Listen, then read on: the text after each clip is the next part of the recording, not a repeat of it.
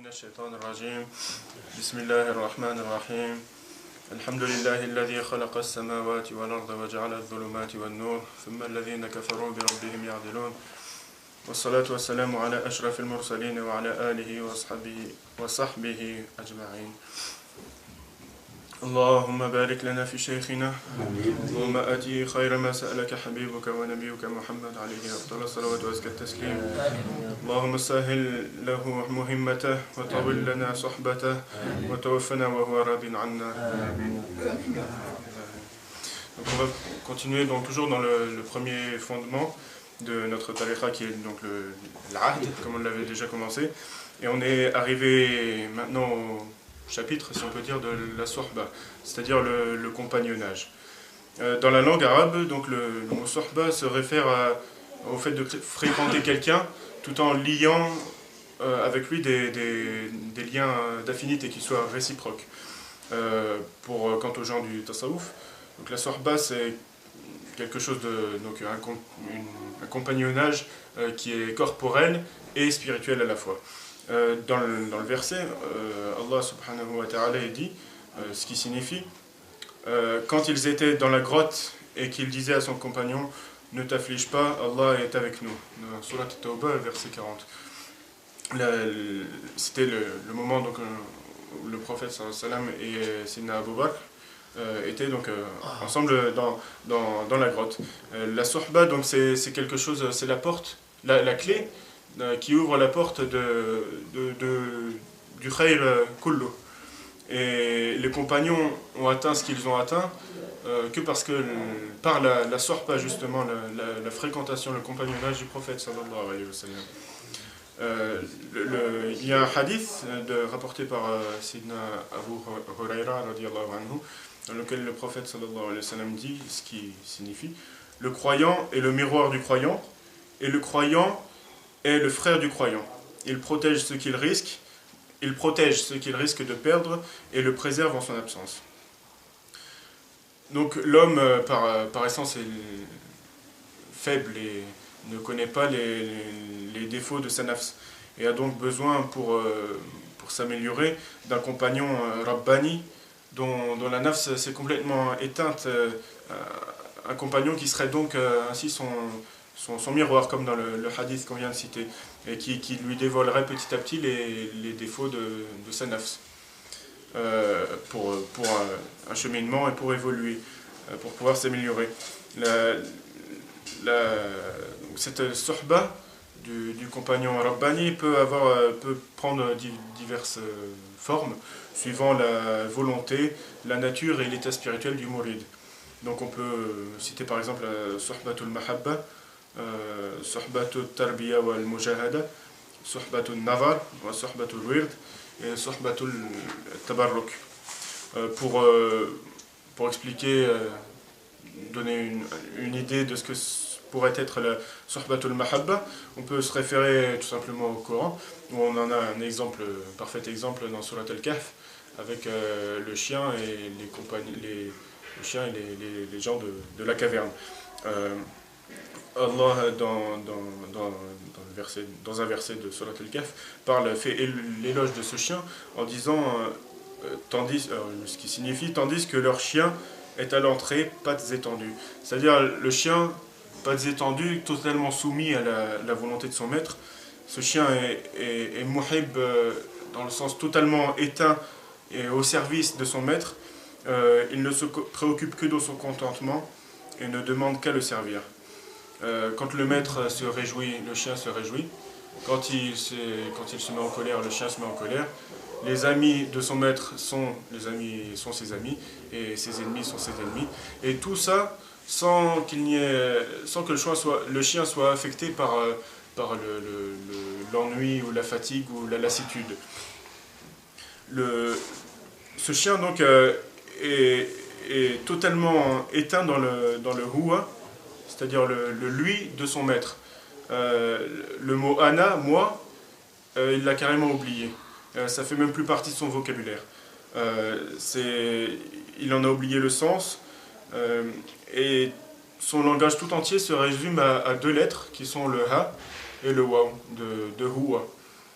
Le Ha qui donc correspond au nombre 5, qui est comme les 5 piliers de l'islam, et le Waw au nombre 6, comme les 6 conditions de l'iman. Tout ça considéré par le Kaf, comme dans le hadith, Ka'annaka tara, comme si tu le voyais. Et voilà donc l'objectif, l'espérance ultime, le but qu'on doit tous chercher à atteindre, qui est donc ainsi la compréhension du sir. Le sir que nous donne Sayyidina Cheikh après la Khulwa, pour les mourides qui l'ont déjà expérimenté, cette étape du cheminement du mouride Karkali. Donc ce chien, tout son être n'est plus que par lui, le huwa de son maître, il ne parle plus que de lui, par lui, en lui, pour lui, il ne se réfère qu'à lui, et il ne voit plus que ce qui provient de lui. Ça c'est pour Sohbatul al-Mahabba, qui est donc un rang élevé, comme on peut le voir.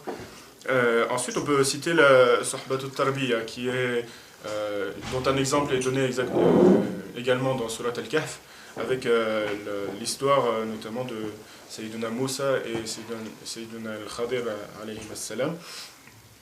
C'est une sohba qui est rude, difficile d'extérieur en apparence, et douce et agréable dans la réalité, à l'intérieur. Elle se compose d'une série de tests qui sont difficiles, et le disciple doit garder le meilleur comportement toujours, le meilleur adab avec son cher, et doit être prêt à sacrifier tout ce qu'il a le plus cher. On peut citer un hadith dans lequel le prophète sallallahu alayhi wa sallam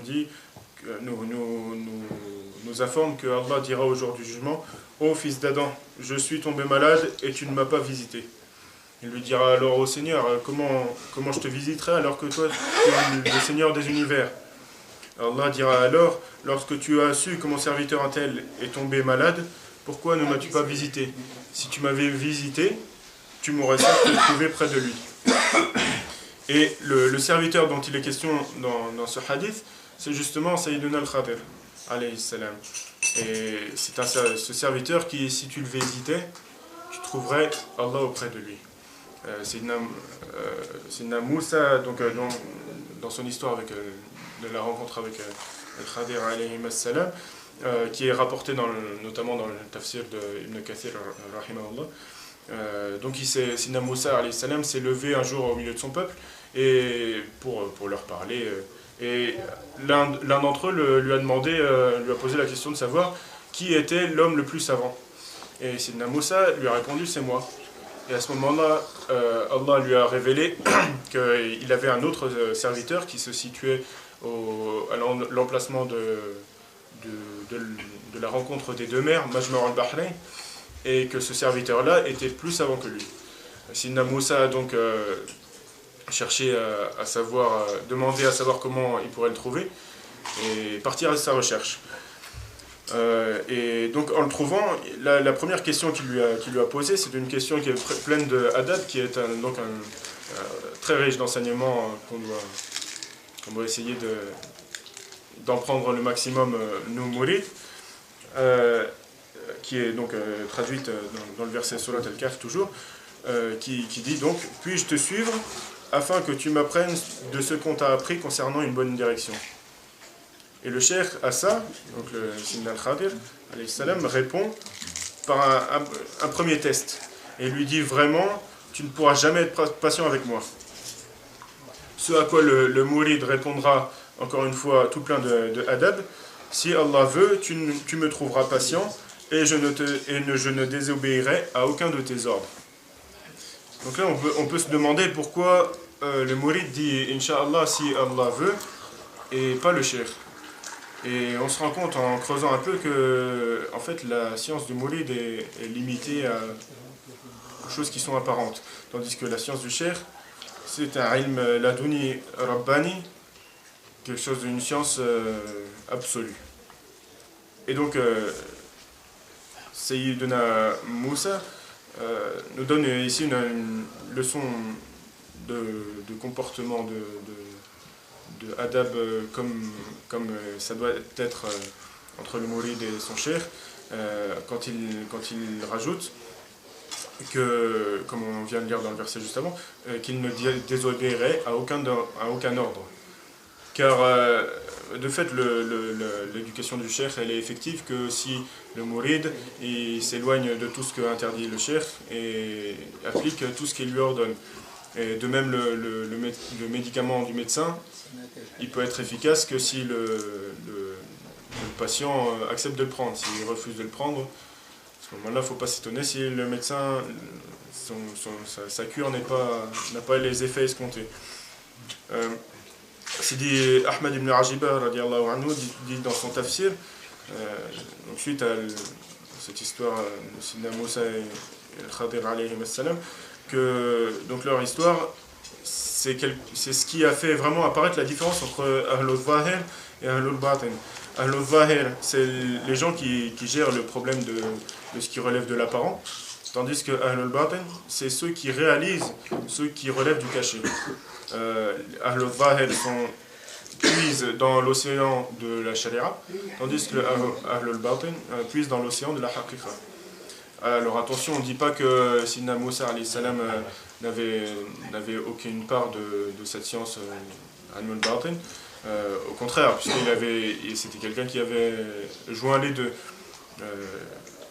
à la fois, donc les deux puisaient dans les deux océans. Simplement que par le fait qu'il ait dit donc, devant son peuple qu'il était la personne la plus savante, Allah a voulu lui donner l'éduquer, si on veut, en lui présentant donc quelqu'un de condition d'esclave. Sidna Al-Khadir alayhi salam, qui à ce moment-là était un esclave. Donc un esclave, à première vue, c'est quelqu'un qu'on aurait plutôt tendance à déprécier. Et cet esclave donc, qui avait plus une science que Sidna Moussa n'avait pas. Et c'est de cette façon que Allah éduque ses bien-aimés lorsqu'ils exhibent un peu ce qu'ils ont, les richesses qu'ils détiennent. Ou qu'ils sortent des limites de leur ubudiyya, ne serait-ce que d'un cheveu. Et alors il leur envoie un sabab ou une personne qui est donc d'une condition moins élevée qu'eux de par la science ou le statut ou autre, pour leur donner donc une leçon, si on veut. On peut citer par exemple l'histoire de Sidi Abul Hassan al-Shadhili, radiallahu anhu, qui un jour, une femme est venue le voir et lui a dit dis donc, tu jeûnes, tu t'imposes la faim pour ton Seigneur 80 jours, mais moi, ça fait 9 mois que j'ai rien goûté.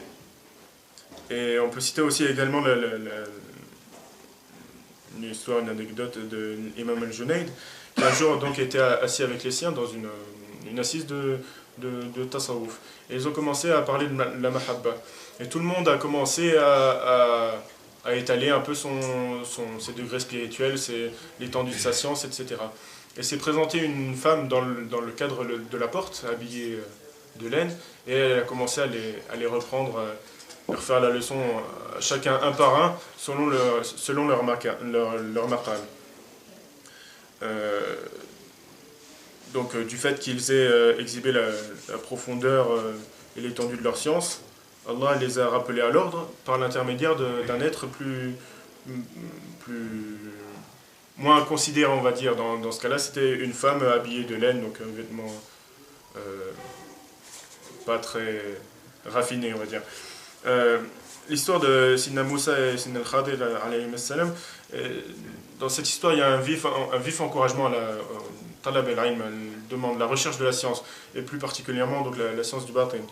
À ce sujet, l'imam al-Ghazali radiallahu anhu dit que c'est un fard ayn, c'est-à-dire une obligation qui incombe à chaque musulman, parce que effectivement personne n'est exempt de défauts ni de penchant à commettre des péchés, excepté les prophètes alayhi salam.